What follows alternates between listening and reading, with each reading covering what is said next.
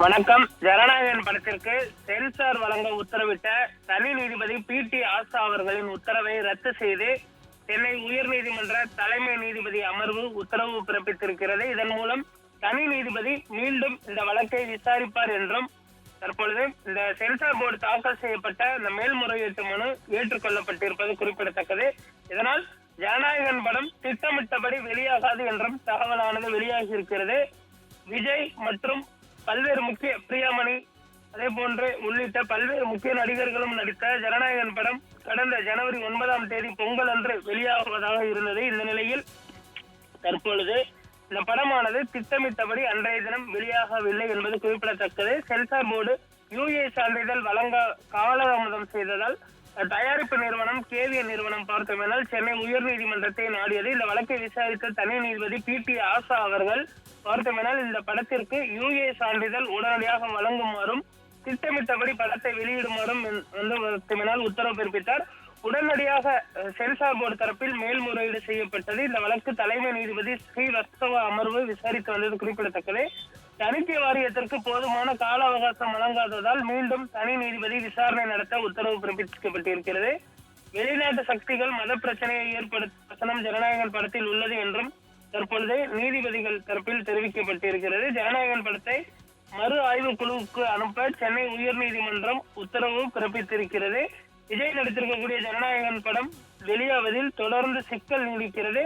தற்பொழுது இந்த படம் பிப்ரவரி 6 வெளியாகும் என்றும் எதிர்பார்க்கப்பட்ட நிலையில் தற்பொழுது மீண்டும் தனி நீதிபதி பி.டி. ஆஷா அவர்கள் இந்த வழக்கை எடுத்து விசாரிக்க இருக்கிறார். அவர் விசாரணை நடத்தி சென்சார் போர்டுக்கு உரிய வழிகாட்டு நெறிமுறைகளை வழங்குவார் என்றும் எதிர்பார்க்கப்படுகிறது.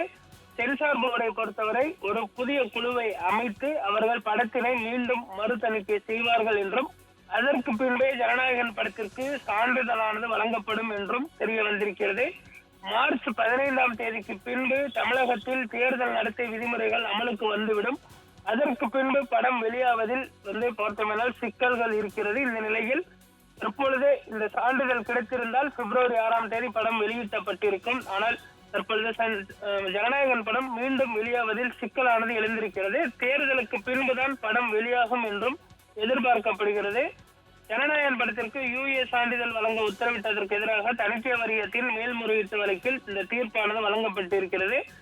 உயர்நீதிமன்ற தலைமை நீதிபதி எம் ஸ்ரீவத்சவா அருள்முருகன் அமர்வு தீர்ப்பளித்திருக்கிறது.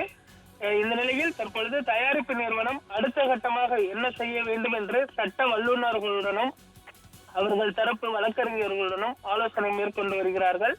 தனி நீதிபதி பி.டி. ஆஷா அவர்கள் இந்த வழக்கினை நாளை முதல் பார்த்தோமெனால் விசாரணைக்கு எடுத்துக்கொள்வாரா என்ற ஒரு கேள்வியும் எதிர்பார்ப்பும் எழுந்திருக்கிறது. விரைவில் இந்த வழக்கு விசாரணைக்கு வரும் என்றும் தனி நீதிபதி அமர்வு முன்பு மீண்டும் இந்த வழக்கறிஞர்கள் ஆஜராகி தங்களுடைய தரப்பு வாதத்தை வைப்பார்கள். அதற்கு பின்பு பி.டி. ஆஷா அவர்கள் மீண்டும் ஒரு புதிய உத்தரவை பிறப்பிப்பார் என்றும் எதிர்பார்க்கப்படுகிறது. இதன் மூலம் ஜனநாயகன் படம் திட்டமிட்டபடி வெளியாவதில் சிக்கலானது எழுந்திருக்கிறது. அவர்கள் ஒருவேளை தனி நீதிபதி என்ன உத்தரவு பிறப்பிப்பார் என்று பொறுத்திருந்துதான் பார்க்க வேண்டும். தனி நீதிபதி உத்தரவுக்கு பிறகுதான் இந்த மார்ச் மாதத்திற்குள் ஜனநாயகன் படம் வெளியாகுமா அல்லது மே மாதம் ஜூன் மாதத்திற்கு தள்ளி போகுமா என்பதனை பொறுத்திருந்துதான் பார்க்க வேண்டும். பெரும் பட்ஜெட்டில் உருவாகி இருக்கக்கூடிய இந்த ஜனநாயகன் படம் வெளியாவதாக முடங்கியிருப்பதனால் தற்பொழுது தயாரிப்பு நிறுவனத்திற்கும் அதே போன்று அமேசான் OTT தளத்திற்கும் பெரும் நஷ்டம் ஏற்பட்டிருப்பது குறிப்பிடத்தக்கது.